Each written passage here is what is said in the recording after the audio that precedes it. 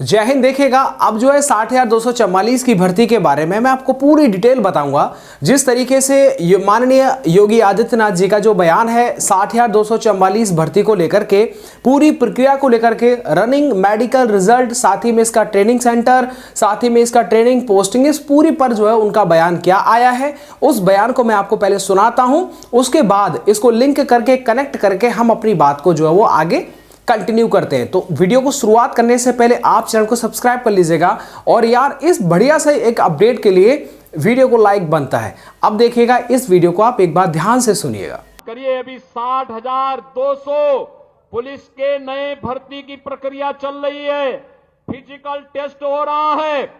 अगले 1.5 महीने के अंदर, 1.5 से 2 महीने के अंदर इनकी ट्रेनिंग का कार्यक्रम आगे बढ़ेगा और इस साल के अंत तक यूपी पुलिस को 60,200 नए पुलिस कार्मिक मिलेंगे।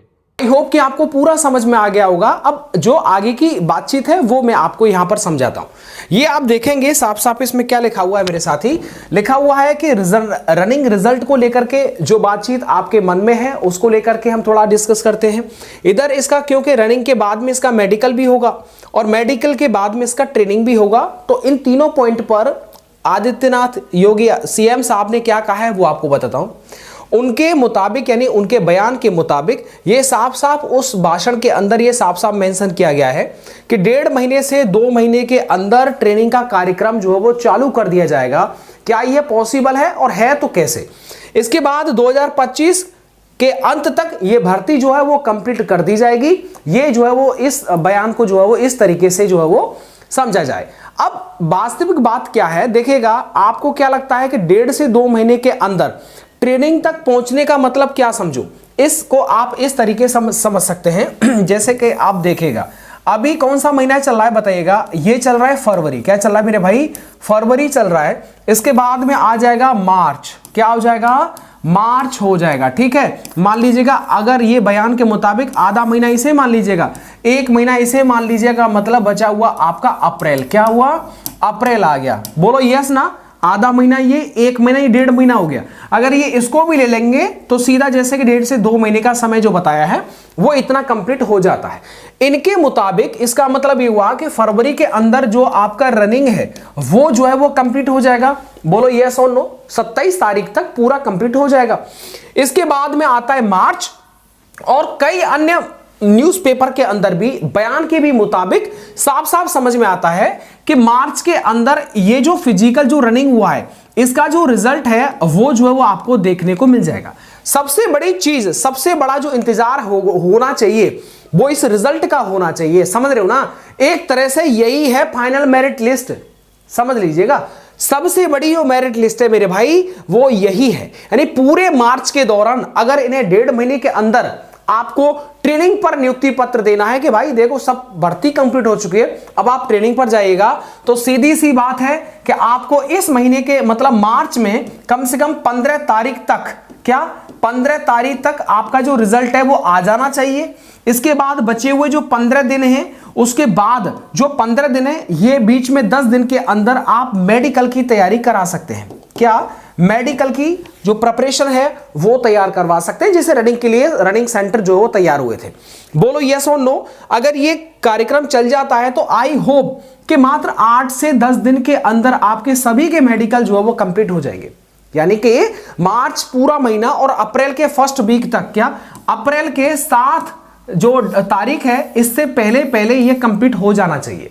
अगर इतनी रफ्तार से जो वो कार्यक्रम किया जाएगा तब जो है इस बयान के मुताबिक ये आपका ट्रेनिंग पर पहुंच सकते हैं। जब अप्रैल में ही आपका ये जो मेडिकल वगैरह पूरा कंप्लीट कर दिया जाएगा, इसके बाद फिर क्या रहेगा? फिर तो सीधे सीधे भाई आपका मतलब समझ लो फाइनल रिजल्ट है वो। समझ रहे हो ना? साफ साफ क्लियर हो जाएगा। जो बच्चा मेडिकल में पास, मतलब उसका नंबर आ गया। ठीक है ना? फाइनल का रिजल्ट आएगा, आराम से आप उसमें देख सकते हैं और उसके बाद आप एकदम निश्चिंत हो जाइए। उसके बाद जो अगला पीडीएफ आप देखेंगे तो वो आपका ट्रेनिंग से संबंधित होगा कि आपका ट्रेनिंग कब से है और ये जो है वो किस तारीख को कहां पर आपको जाना है, आमद करानी है। ये रहेगा इस तरीके से। क्या ये पॉसिबल है क्या?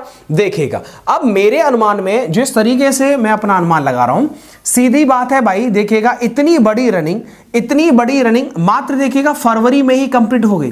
क्या पूरे फरवरी में ही समझ लीजिएगा कंप्लीट हो गई इतनी बड़ी रनिंग? इसका मतलब जल्दबाजी तो है, मतलब ये भर्ती जल्दी से समयपूर्ण तरीके से करवानी है। ये बात तो इससे जो है वो समझ में आता है। अगर समझ में आता है तो आप ये मान लीजिएगा कि अप्रैल तक इस भर्ती को कंप्लीट हो जाना चाहिए, ठीक है। उसके बाद में रहेगा क्या? आपका ट्रेनिंग का शेड्यूल रहेगा 6 महीने प्लस 3 महीने, इस तरीके का जो आपका ट्रेनिंग होता है वो आपने देख रखा होगा। 6 महीने आपका ग्राउंड होता है, 3 महीने का आपका टेक्निकल ट्रेनिंग होता है, मतलब ओवरऑल लगभग 9 महीने का टाइम उसमें लग जाता है। और एक और बात देखिएगा कि 76 के 76, अभी आप प्रेजेंट में 75 ही ले लीजिएगा कि 75 जो जिले हैं ना यूपी के अंदर भाई, सभी के अंदर आपका ट्रेनिंग होगा, तो सभी का एक साथ होगा। ऐसा नहीं है कि पहले आप जिनका नंबर ज्यादा है उनको पहले बुला लिया मेरिट बेस पर, उसके बाद जो रिमेनिंग बचे हुए उनको बुलाया जाएगा, ऐसा नहीं है। सभी को एक साथ बुलाया जाएगा और एक साथ आप, हाँ हो सकता है जैसे 75 जनपद है और उसके अंदर जो आपका ट्रेनिंग हो 1-2 दिन आमद आगे पीछे हो जाए, वो एक अलग बात है।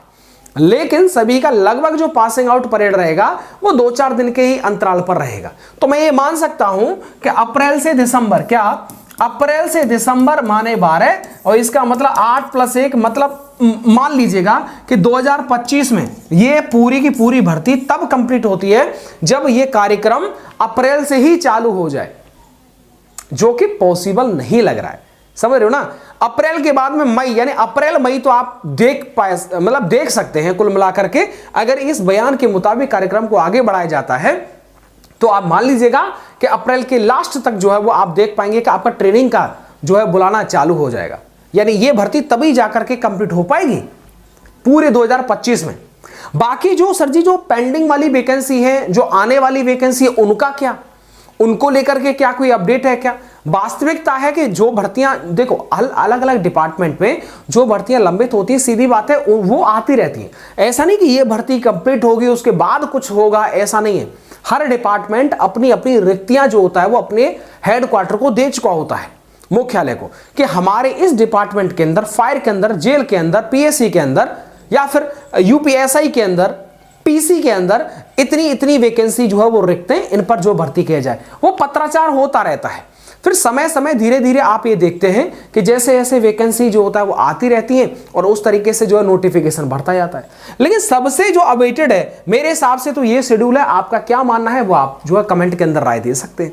एक और चीज देखिएगा, इसके बाद में जो अवेटेड वैकेंसी है वो कौन सी है? सबसे ज्यादा जो तड़प है वो यूपीएसआई के लिए है। इसके बाद में देखिएगा यूपी जेल है, क्या यूपी जेल है। उसके बाद में यूपी फायर का भी वैकेंसी जो है एकदम फायर तरीके से डिमांड की जा रही है।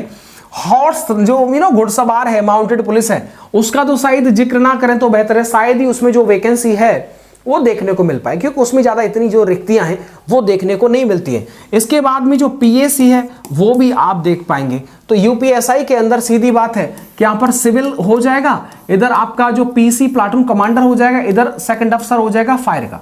तो 3 डिपार्टमेंट तो ये इन्होंने अपनी रिक्तियां यूपीएसआई डिपार्टमेंट को जो दे दी।